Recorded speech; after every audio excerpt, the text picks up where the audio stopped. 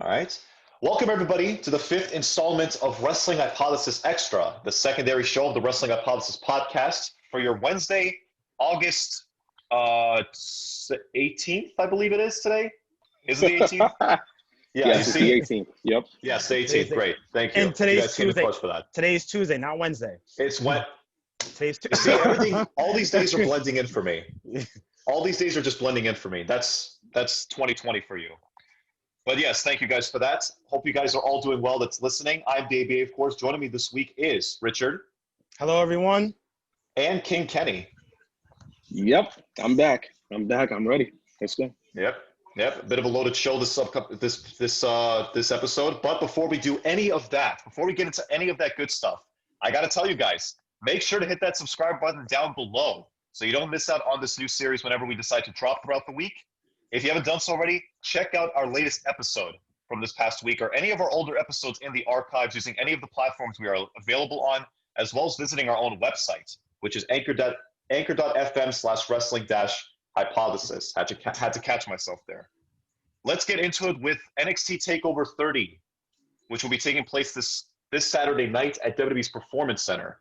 We know that the new interactive fan experience will be in place this Summerslam weekend, so it will be pretty interesting to see how this turns out and if it helps get that atmosphere more lively in the venues, which we're all missing the audience atmosphere in these arenas with these shows. So if this is a welcome thing for me, I hope this works out well for them.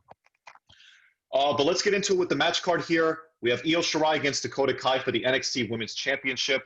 This should be a great showing from both of these women. And while I have not been particularly fond of Dakota's booking these past few months, with her number of wins and losses lately looking pretty damn close to each other, more close than I would like at least, she at least has looked somewhat credible heading into this match at this upcoming weekend. And I have Shirai to retain the title. I can see her moving on to Candice LeRae as the next title feud for the women.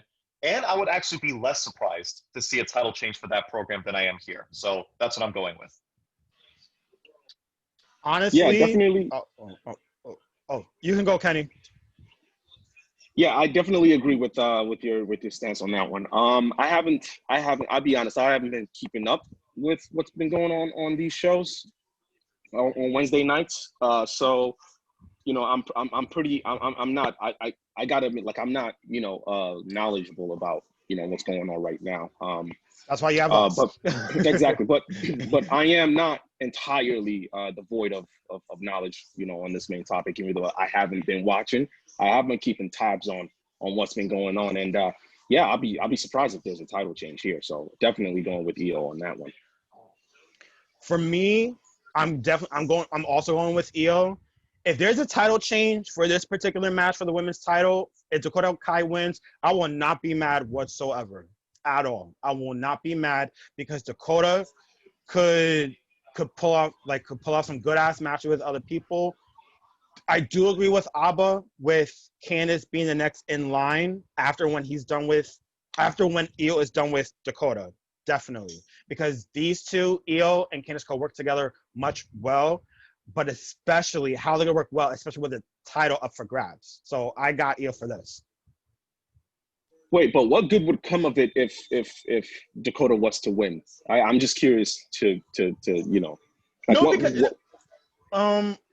reason why I say that is because for Dakota, they've been pushing her hard on TV, like really hard ever since Io won the title like weeks ago. So, and they've been pushing Dakota to be like the next contender heavily since July. So that's why they've like, I would not be mad if Dakota wins. Yeah, but I mean, it really. I mean, it's going to be interesting to say the very least. But right now, this is another. I mean, is Io a heel or face, or maybe a tweener? Io was a face. Okay. Yeah. Like like when was the last time we had a face champion? At least a dominant face champion. You said face. It was. Definitely not Rhea. Right. Right. I mean, if you want to make the case that Rhea was a face champion, I mean, she wasn't really that dominant. I think. No, she wasn't. Right. She wasn't. So I think there needs to be a change. The last face champion was Asuka. Okay. Dominant. Well, even then, her reign started out as being a a heel, and then she turned into a face. But that's what I'm saying. Like, I think this is a good thing. That Io has the title on her right now. I mean, why screw that up?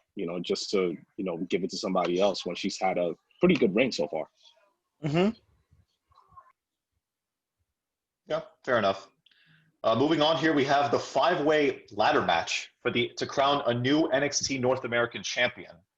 It's Cameron Grimes, Bronson Reed, Damian Priest, and the winners of the 2 second chance qualifying matches that will be taking place on NXT this upcoming week. Those matches being Johnny Gargano against Rich Holland, this wrestler from NXT UK, and Finn Balor against Velveteen Dream, who returned on last week's episode to confront Balor, and here we are with the match. And if I were to predict who will win those matches and go on to TakeOver and the ladder match, I have Gargano to win his match. And I think they'll actually do a double DQ or a fuck finish, such as both Balor and Dream pinning each other. And they'll actually be both added to the ladder match. And it'll make that a 6-man ladder match. Because honestly, they're 2 big names you don't want to leave off of an upcoming TakeOver show, especially if you have them in the mix to begin with. That's actually pretty interesting that you said that. Because I definitely agree with that. Dream just got back, and Balor's too big of a name to even take out of this. So like, how do you match those 2 together and not have any of them actually win or at least tie to go on to the next level? So yeah, I definitely do think that's possible. However, like I really don't care much for this, because there's a lot of unknown in this 5-way ladder match. You said, was it? Yeah. Like there's way too much new people that I don't really care about, like Cameron Grimes or Bronson Reed or what was his name again? What was the other guy? Damian Priest. Okay, Damian Priest. I mean, I know him, but like He's a familiar name. Like, he's mixed it up with the bigger names. Right, but like I'm not really I'm not gonna be into this match. I mean, this is my proverbial bathroom break. Whoa, time. You're calling a ladder match a bathroom break? What? You dumb. You dumb for that. Like that's like saying you call Hell in a Cell a bathroom break. That makes no sense. But in terms of I call all Vince's pay-per-views bathroom breaks. They're all bathroom breaks. Yeah, Richard, that example of you saying Hell in a Cell match can't be called bathroom break. Exactly. Yes, You didn't. That wasn't a good comeback on your part, Rich. Nope. Well, I will not sleep on a ladder match. Because ladder matches are always exciting to watch.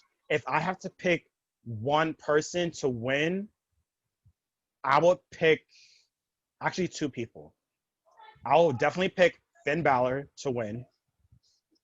Definitely Finn Balor. And the second one could possibly be Damian Priest, especially the fact since they've been pushing newer stars. And it's there. Like, the newer star in Damian Priest is there. And he has all the capabilities to work with that. This could potentially be match of the night for TakeOver. So yeah, I think I'm choosing between Finn Balor and Damian Priest.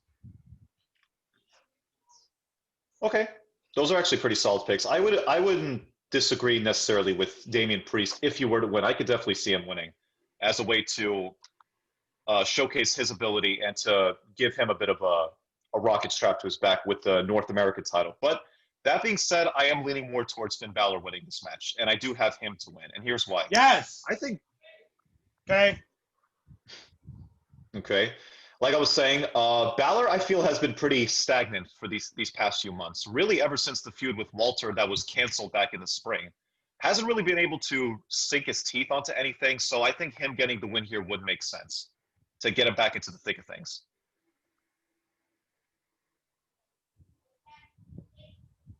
Okay. Moving on, we got Pat McAfee wrestling his debut match against Adam Cole. As we're recording this, it seems like it's going to be a straight-up singles match. No gimmicks, no stipulations. And I don't know if that's necessarily the best idea since this is Pat's first wrestling match, but from the looks of the video packages showcasing McAfee's skill in the ring, he could definitely pull off something very good here, I will say. Yeah, I'm looking at... Yeah. You're damn right he can. You're damn right he can, and he definitely will pull off something huge. Mark my words, okay?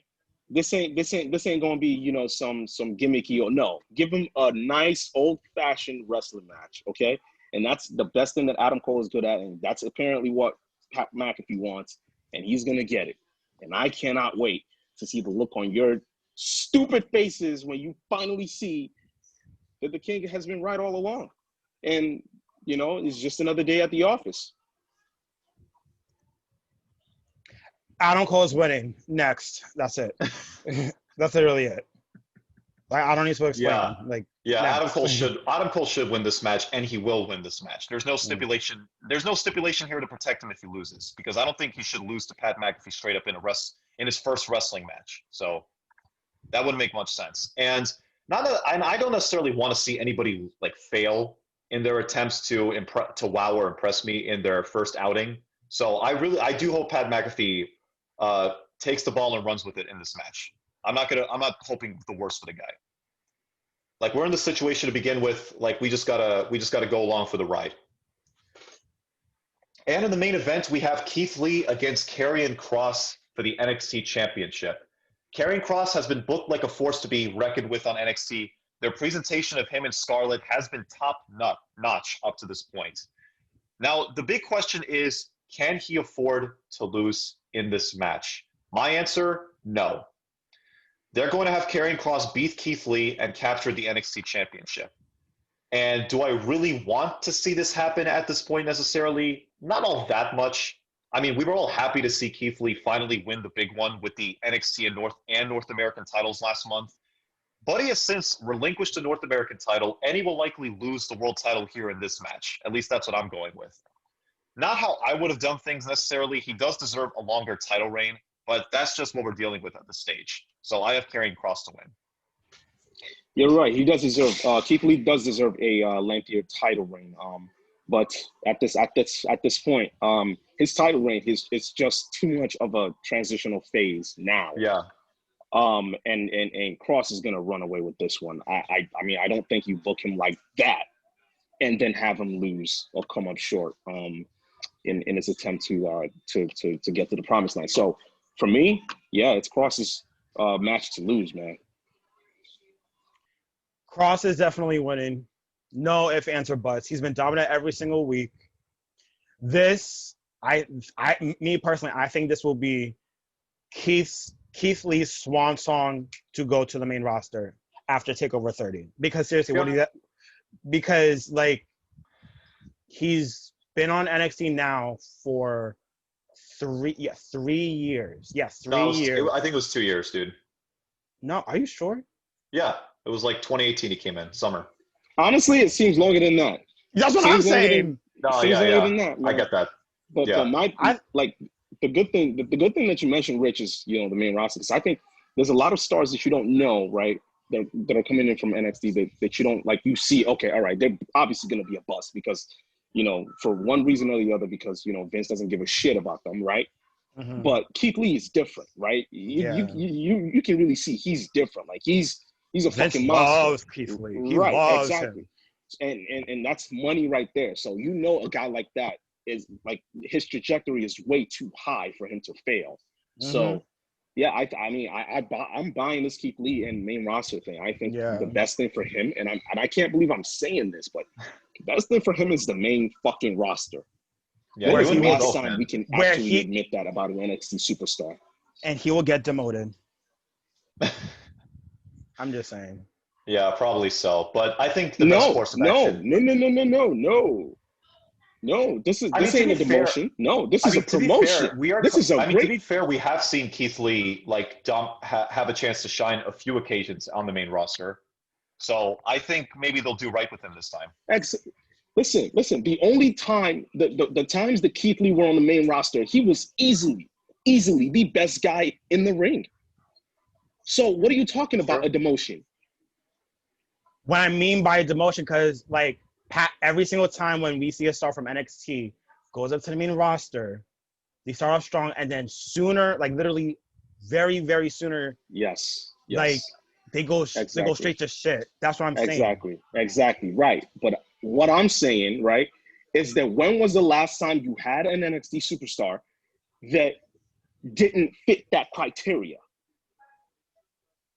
Keith Lee is the only guy that fits that criteria, which means, right, that when he gets to the main roster, it's not going to be like that. It's going to literally be, okay, here's the keys to the city. You're absolutely one of the main eventers that we're going to have on the crew. And he's going to be a main eventer. As soon as he gets there, he's going to be money because you know Vince likes him.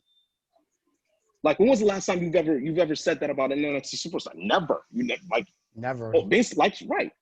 So that's what I'm saying. It can't possibly be a demotion because he's going to get the spotlight. He's going to get, millions of people watching him on TV every week. So that can't possibly be a demotion. It's a demotion for a guy like Adam Cole because, Vince doesn't like the small guys, but not for Keith Lee, man. This is great. If you're Keith Lee, this is great news for you. If they're already telling you, yeah, listen, yeah, you're going to go onto the main roster. This is great news. I agree. I agree with everything Kenny said there. But at the same time, it would not surprise me one bit if Keith Lee ended up being demoted in the end. I mean, I don't think it'll come as a shock to anybody just because it's par for the course. But I'm just saying, it's definitely not what it's looking like. You know what I mean? Like it's different. There's a different, you kind of feel it. Yeah. He's not just like any other NXT prospect that we've seen over the years. He's different. There's something different about him. A guy like that can do the stuff that he can do, that's money. That's money. Like why would you not want to cash in on that? You know what I mean? Like we've seen guys like Adam Cole come through the ranks before. Like you can almost compare him to guys like Shawn Michaels or Bret Hart, or like smaller guys that can actually go up against anybody. But Keith Lee is different. There's never been anyone, literally anyone, that you can compare him to. I don't care who it is. Nobody.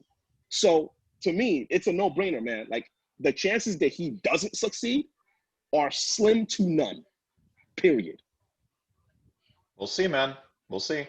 I mean, obviously, I do want to see Keith Lee succeed. Like, all the best to him. All of us want to see him reach to this, go up to the stratosphere and beyond with whatever he accomplishes in wrestling.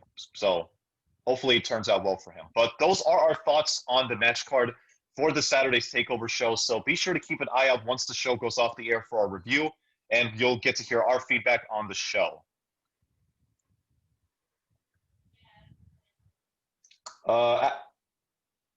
After this, we have interesting discussion points / debate if you guys want to think about it. So, you guys know NXT TakeOver. Speaking of TakeOver, we're still on that subject, of course. TakeOver has given us some of the greatest modern day wrestling matches in modern history, of course, in wrestling, at least since the 2010s. When you look back on all those matches, you have to think there's more than a handful that just trump everything else. So guys, I have to ask, what in your opinion is the greatest NXT TakeOver match of all time? I want to go first. All right. To me, the greatest NXT TakeOver match of all time was last year, TakeOver New York, Gargano and Cole for the NXT title. That match was everything. The storyline, the development with both men, the way that the road towards the title match, the promo work that they did up to building up the title match. They had a network special just for this one match, which kind of reminded of me a little bit of Shawn Michaels and Bret Hart back at WrestleMania 12 for the Iron Man match when they did so much significant time for this one match. That match with Gargano's road to it was great. 5-star plus match. Yeah, I think we all remember how amazing that match was. And I was there to see it. listen, I want to tell y'all something right now. If you don't think the match that Rich just said is the greatest NXT TakeOver match of all time, then you are not allowed to talk about NXT again. Your NXT card should be revoked. Yup. Okay? Just for that alone. Yep. I mean, this match had everything. Everything.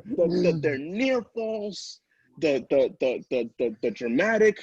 It was like a symphony of some sorts, or a concerto where the fucking climax of the battle was just as dramatic as the ending. Yep. Like, it was literally everything that you would want in your ideal a match. So like it was everything, man. It was everything. Like, it was nothing short of amazing. And it happened in Brooklyn. Right in our fucking backyards. Man. Like, that is just that's right. It was beautiful, man. It was a been a beauty. But that's your pick? Okay. You honestly, like I said, guys, at the beginning, you can't go wrong with a whole bunch of matches, and especially that match in mind. But there is one other match that, in my opinion, has stood the test of time and has given quite a lot of fans their favorite all-time women's wrestling match. I know what you're going to say. That's right. Bayley, Sasha Banks, TakeOver Brooklyn 1, 2015. And me and Kenny was there to see it. Yep, in person. And I can listen. Actually, Alba, I'm gonna let you finish. Just go, and then we'll discuss it after. Yeah, this is great. This is fantastic. But yeah, go ahead, Alba. I'll let you finish, and then I'll tell you why that match wasn't as great. But go ahead, Alba. All right. Then the one that we picked, but go. All right. So before that match took place, you still had a considerable amount of wrestling fans that doubted what the women could truly bring to the table in women's wrestling. The women's revolution was only just going up in demand by the fan base at the time. But it was that particular match that, when it took place, that threw all that doubt that a lot of people had out the window, and also became the catalyst for the movement. For better or for worse, I will admit that right now. For the better, because the women were able to get more opportunities than ever before in you could argue North American wrestling history. But it was for the worse, you could argue, because, well, this political agenda that we're in right now with WWE and, their whole mantra, like, when we got to push women's wrestling to the forefront and then some, which is a great thing, but at the same time, it kind of isn't, because it's overkill. But I digress. Match had everything, like Gargano and Cole. Don't get me wrong. It had an electric atmosphere.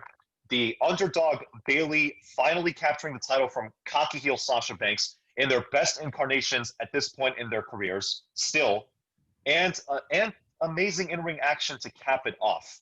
There was no shortage of memorable moments within that match and after the match, when you had the four horsewomen, Bayley, Sasha, Charlotte, and Becky Lynch, all in the center of the ring, raising up the four sign, the four horsemen sign, and pretty much rechristening it to the four horsewomen in modern wrestling. You can't make that stuff up. It's just amazing storytelling.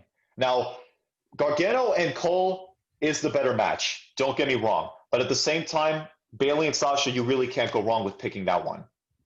Just for the importance behind everything. Well, the match is not maybe what I mean. If the question was what was the greatest moment in TakeOver history, I think you'd take that hands down. Oh yeah. Period. Like it like that moment right there changed women's wrestling for forever. Like, and me and Rich were there that night to see it. Yeah. And it was spectacular, man. It was like unlike nothing you've ever seen. Great. It was, and plus on that, it was our first ever event that we've ever been to. Ever. Actually, like if you were to say that was the greatest women's match of all time, I would have gave it to you. I would agree with you on that one, hands down. And it's probably one of the greatest match in TakeOver history. Actually, it's my second favorite. It's also, I think, in my opinion, the second best match of all time in TakeOver history, just because of the significance that it holds. But Gargano and Cole were just master tacticians, man. Like, these guys were just on another level. And I like to say, this is what I always say, and I know you know me for this. There are levels to this. Okay, like there it is. Yep, you can't. I'm telling. There are levels to this. And okay. To add to what Kenny said, here's the main difference that Cole and Gargano has more than Bayley and Sasha Banks. Cole and Gargano main evented the show. They main evented the show. That's okay. Right. And at that night, it was Finn Balor and Kevin Owens that main evented the show. Right. But it was co-main event. But co-main event. But that don't count though. But that don't. Right. Exactly. That don't count. It didn't stand by itself. And I think. But at the same time, Bayley and Sasha Banks were so damn amazing. You could argue didn't need the main event. You're right. Because that match, right, Bayley and Sasha Banks was better than the actual main event that night. That's right. It was the better Even Kevin match. Owens said it himself. Yes. Mm-hmm. But come on, man. Like, think about it. Right? Think about it. If let's put those two matches on the same card, right? Let's say, Sasha and Bayley were the co-main event to Ciampa. I'm sorry, not Ciampa. To Gargano and Adam Cole. Come on, guys. Like, it's definitely like Cole and Gargano would have still been, I know you said it, like it was the better match, but it would have still been greater, right, in that sense than Bayley and Sasha. So not to take away anything from what Bayley and Sasha did that night, because we were there, but I'm sorry, man. Yo, Cole and Gargano tore out the whole house. Okay, Mm-hmm. They tore out the whole house. Now, Sasha and Bayley, they tore off the roof off the building, but the whole arena tore off for Gargano and Cole. So to me, man, that takes the cake right there, man. And plus not only that, the minute that Gargano won the title, who came out? Ciampa came out. The crowd even erupted even more. So I'm like, yo, no offense to Bayley and Sasha, even though I love that match, I watched that match so many times, I'm still giving it to Gargano and Cole. Listen, I can't. I'm not going to win this whole thing with what the better match was and the better. I want to ask you guys something, but you need to save this for Saturday. Since it's TakeOver 30, we said match. What is the greatest takeover of all time? I think you should save that for Saturday. That's too much, but maybe absolutely. I think it's a worthy discussion for Saturday. Yeah, I think so too. Because I have one. I'm not gonna be there, but I have one. Yeah. Okay. Yeah, let us know about what you think you think in our chat later, Rich. But all right. But to get back to the whole discussion thing about what the greater match was. Yeah, I'm not gonna win this whole thing with Bayley and Sasha saying it's better. I'm just looking at it from the aspect of importance and significance in terms of in a long-term sense. Because Bayley, like I said, Bayley and Sasha, when I explained it had everything and then some, and that being the significance later on. Like, it was felt. Gargano and Cole, like, it was kind of. I'm not gonna say it was forgotten in terms of its importance later on, a little later on, I should say. But Bayley and Sasha had that over Gargano and Cole. People were still like raving about the match, saying just amazing things about it and the importance that it's done for the women's division in WWE. Gargano and Cole, it was kind of like they were just going to say things like it was the best match in TakeOver history. Historical significance, you definitely win. Like, in terms of moment, in terms of what it created, like that was really the actual start of the revolution or the evolution, right, in women's wrestling. So, if you want to say which match did better for, wrestling in general, that one. Which one had the better moment? That one. You know, like you would win that. But we're talking about in the confines of the wrestling ring here. And that kind of changes everything when you think about it. You know what I mean? So, you know, you can't discount what Bayley and Sasha did on that night. But listen, there are levels. There are levels. And that's what it all comes down to. Not disagreeing with that, man. Like I said, we all had our own takes on it. Like everyone had a right answer as far as I'm concerned. No one threw me off and threw each other and off. Honestly, low key, just low key. I think the match that they had, the third one, where Cole got back his title, I think that one was a little bit better too. But hold up.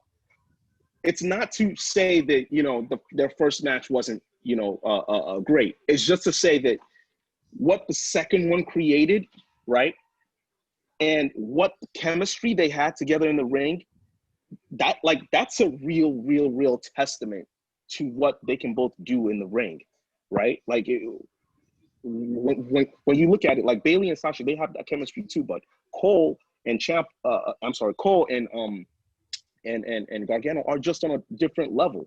They are. They can have better matches like they did the first time, right?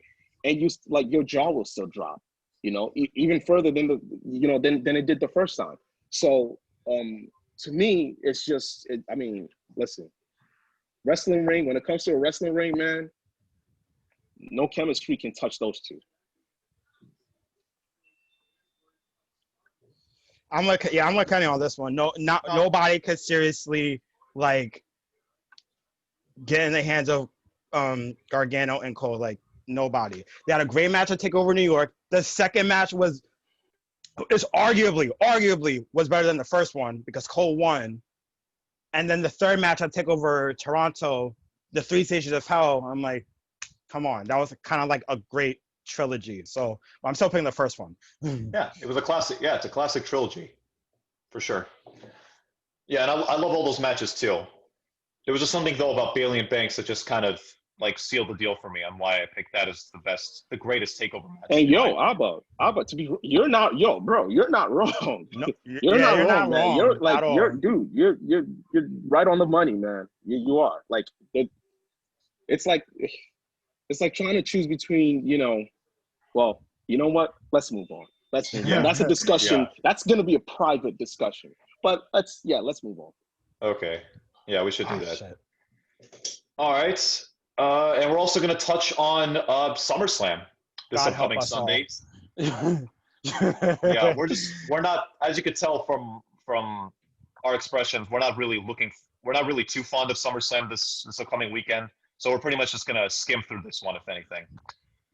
Oh, I want to say something right now. All right. In terms of SummerSlam. This should be interesting. Go ahead, man. For SummerSlam this year, like, we know it's going to be different. Duh. But for SummerSlam this year, this is your second biggest pay-per-view behind WrestleMania. And there's no urgency. There's no excitement. There's no anticipation. There's no hype towards a big pay-per-view. This is your WrestleMania for the summer and shit. And like, take out two matches, Orton and McIntyre and Rollins and Dominic. Take out those two matches. Who gives a fuck about what's going on at SummerSlam?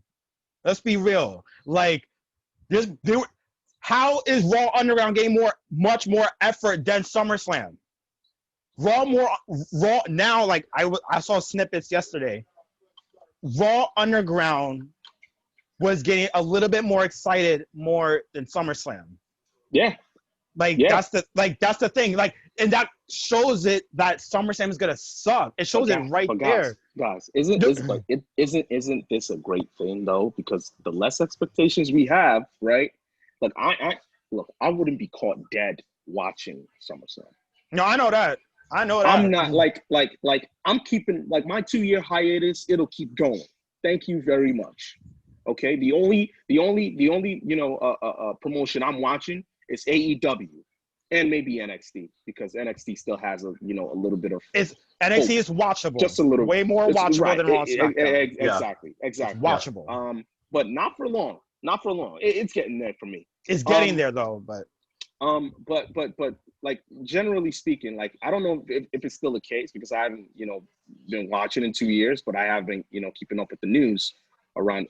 I don't know if it's still accurate in saying that the less we expect from a certain pay-per-view, the better it ends up being, right? Yeah. Like So, I know what you're saying. Like for example, like this goes back to Brooklyn, the first one we went to. That had the most underwhelming hype, except for one match. But then when the show came, it was great. Well. I wouldn't listen. Leave NXT out of this completely, because that's way. Like NXT is way too good. No, I'm talking about main event, like main roster pay-per-view. So, like for instance, a few years ago we had this pay-per-view in the middle of nowhere with 8,000 fans. I forgot what type of pay-per-view it was, or who was, I think that was, I think you're talking about the Chamber. Was it the Chamber? No. It was Seth Rollins, the main event of the show, with somebody else. I don't know. I forgot. But needless to say, those B-rated pay-per-views, right? We never expect anything good for them, but they end up being one of the best pay-per-views of the year. Like, yep. This is no different. I mean, and I know SummerSlam is not a B-rated pay-per-view, but it kind of feels like it, right? So guess what? This will exceed our expectations because we're expecting nothing. Yep. We're expecting nothing. So any, thing remotely good, right, that they do would get the fans pumping. Will get them excited because, oh shit, you heard what happened on SummerSlam? This guy slapped that girl. What? You know what I mean? Like something like that. Like something like that. Well put, man. No, it was the way you said it. Right, like something that normally no one really cares about, but it would make headlines and make news and it get people excited. And guess what? These cretins on social media would be like, "Oh yeah, SummerSlam was lit. SummerSlam was lit." What? No, it wasn't. No, it wasn't. What? Because something happened that you didn't expect it to happen? No. Yeah. So for me, it's just let's just go over the fucking, let's just do the predictions and get over it, okay? Before I drop dead. Yeah, that's pretty much all of us right now. But yeah, SummerSlam will be taking place this Sunday, the night after TakeOver 30, this time at WWE's new home venue, which will be their new home venue for the next few months at the Amway Center in Florida. I mean, honestly, except for the new aesthetic and the bigger size venue, this ain't a big deal at all. It really isn't. This WWE Thunderdome thing, this interactive fan experience that they're going with, I'm more intrigued by than the new venue, honestly, and see how they pull that off. But the match card looks like this. Street Profits against Andrade and Angel Garza for the Raw Tag Team titles. Not much to get into with this match, so I just have Garza and Andrade to win the tag titles here. Same. Street Profits. Street Profits. Next. Yeah. We got Mandy Rose and Sonya Deville in a hair versus hair match. Now, Sonya. I gotta mention Sonya. Yep. No, Sonya. Sonya's winning. Sonya's winning. Actually, well. This is actually very interesting to me. You know why it's interesting? Because nothing else is, okay? All right. So by default, this one is interesting. I should probably fix that. I actually have Mandy winning, and here's why. Because I think Sonya looks better bald than Mandy does. So I'm going with, actually, yeah. I'm going with Mandy to win this one. Yeah, I think so too. But I gotta mention Sonya Deville here because I don't know if you guys heard about this story. I did. Sonya Deville was on the headlines this week as she apparently encountered a man breaking into her house and was arrested for attempting to kidnap her. I read about that. It was Was it in Florida? Was it in Florida? Of course. I think it was. I'm pretty sure it was. It was in Florida, isn't it? Fucking Florida man. What the fuck? Like, yo, I swear, man, you can't make this shit up. You can't fucking make this shit up, man. This is next. Like, are you surprised? Are you surprised that a Florida man actually attempted to kidnap a WWE wrestler?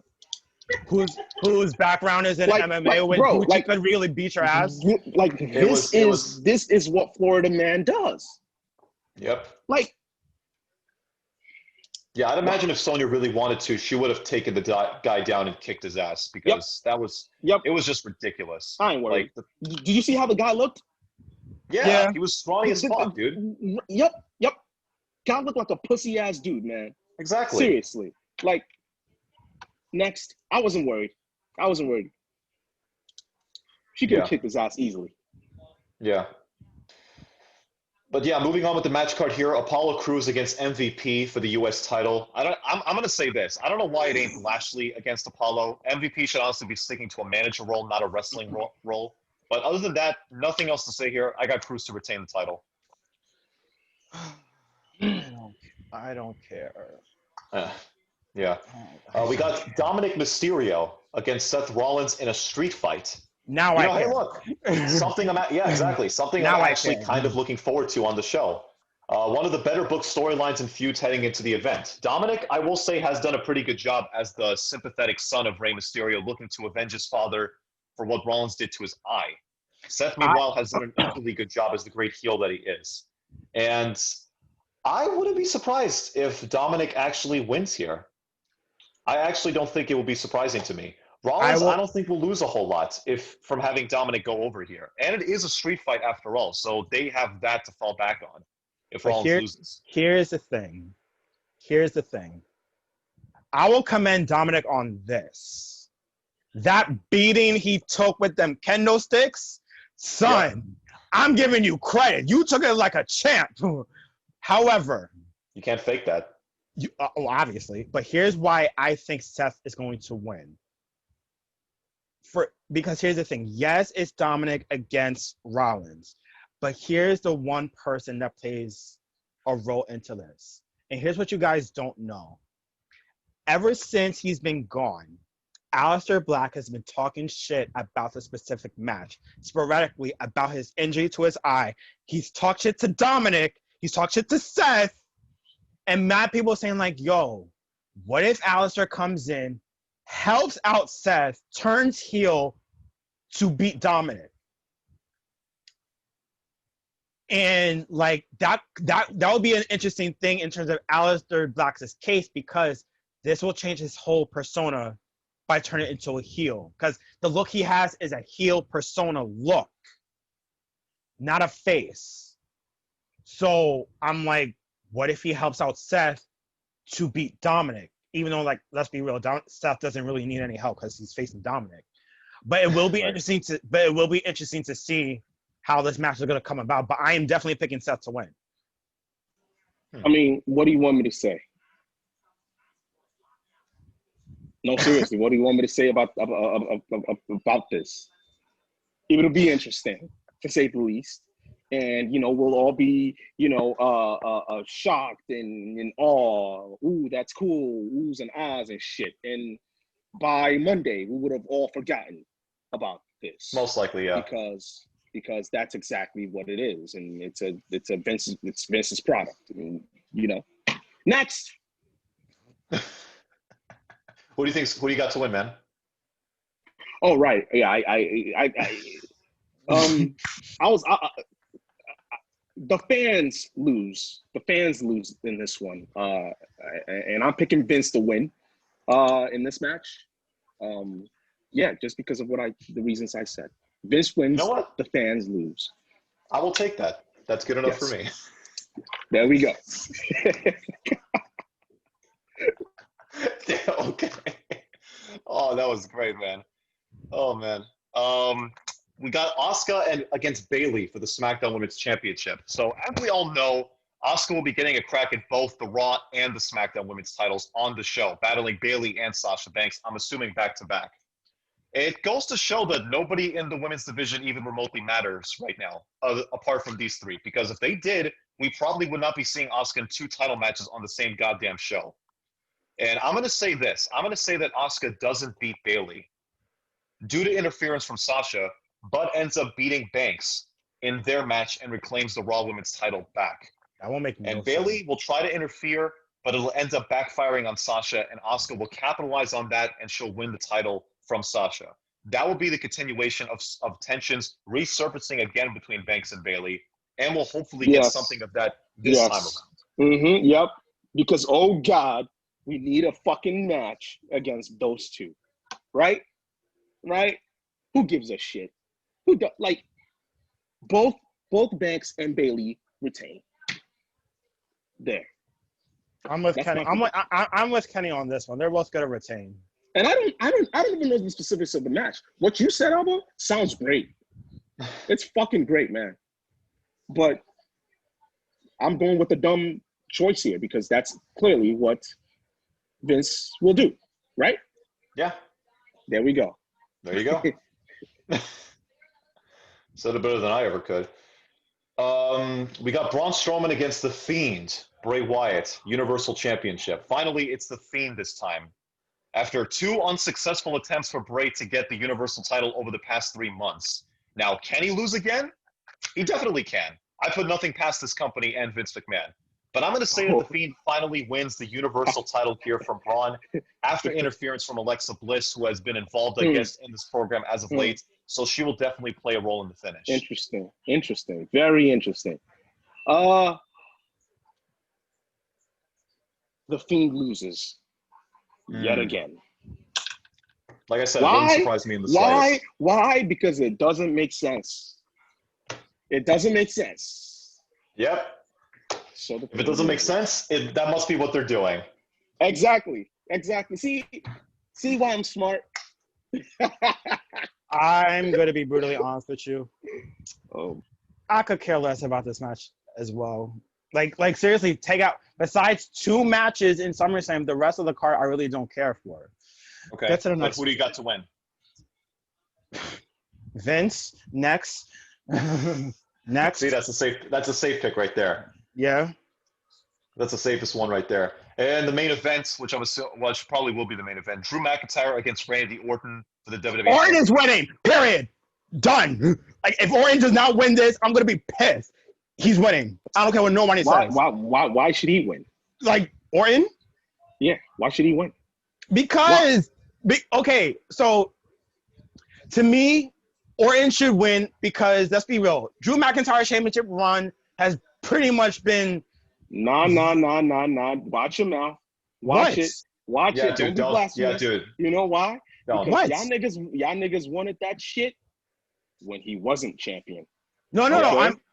All right. Y'all clamored for him to be champion for years. Actually, maybe not years, but for months. Not years. Well, not years. Okay. All right. For a little bit. For months. Okay, and y'all finally got what y'all wanted, and now you're telling me, no. I don't want him to be champion anymore. No, because I don't like it. Well, tough shit, man. Yeah, tough exactly. Fucking shit. Like, deal with it. Deal with it. What good could possibly come from Randy winning this? What?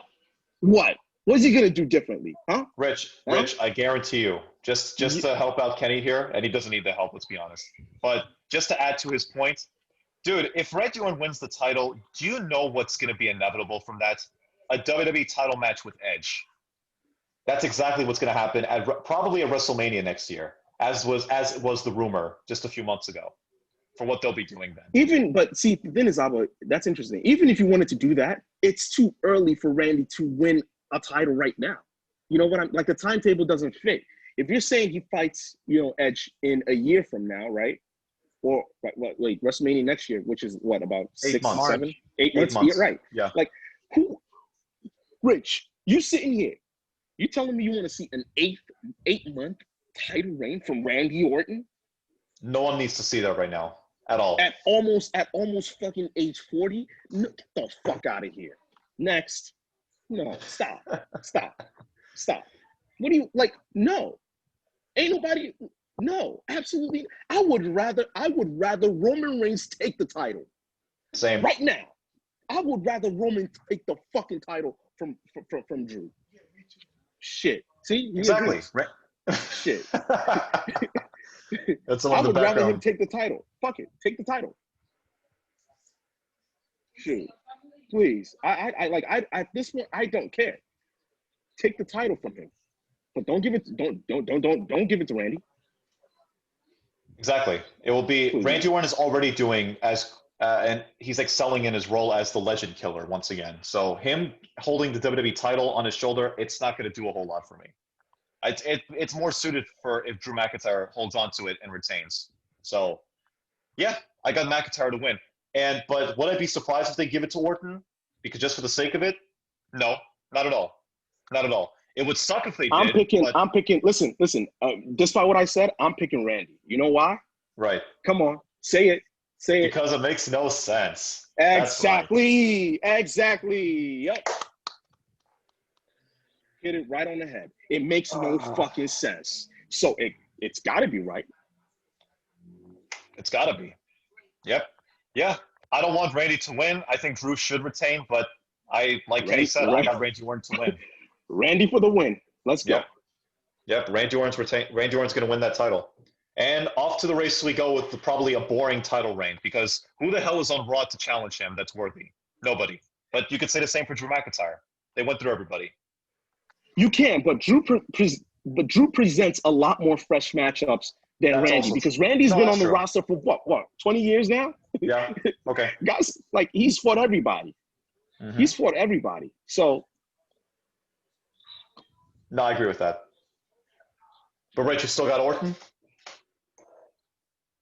Well, in terms of the momentum that what's going on right now,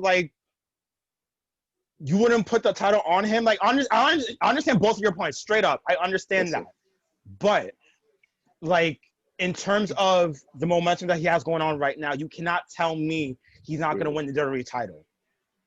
Listen, when you have time to build a proper title feud, newsflash: the challenger always has the momentum. Yep. Because you want to create this type of mystique around the challenger, saying, okay, all right, well, the champion's already the champion. He's already the best it can get. He's already at that level. Now we need to build up the challenger to be at that same level so that this championship match won't be a wash. That's what you're seeing, obviously, from Randy. Of course he has the momentum. He should have the momentum. For Drew, there's no way to go but up. I'm sorry, there's nowhere to go for Drew, because he already has he's at the ceiling. He's at the promised land. He's at the top of the mountain. He's the champion. Right? There you go. So of course, Randy has the momentum. But it makes no sense for Randy. You see, what you just explained there to us on the show, Kenny, made so much sense that even WWE would screw that up. Because guess what? That sounds so great. That sounds great and all, but for WWE, it's not good enough. You know what they're going to do? They're gonna, in the lead up to the title match, they're going to make the champion look like shit. Yep. And the challenger look like far more superior. Exactly. We've seen that constantly. Yep. That's been their go-to for with these storylines. And it is, but it is what it is. It's WWE's world. We just live in it. Yep. Exactly. Until Triple H takes over. Yeah. Knock on wood. Knock on wood. Exactly. And those are our SummerSlam predictions. And we'll leave it at that for today. Thanks for checking out our 5th edition of Wrestling Hypothesis Extra. Be sure to follow us on Facebook or Instagram for any news updates we post on there, as well as any updates on our weekly show as it stands. We will be back for episode 32 this upcoming Sunday in the midst of SummerSlam weekend. So until then, keep it safe, guys. Take care. All right. Take care, guys. Later.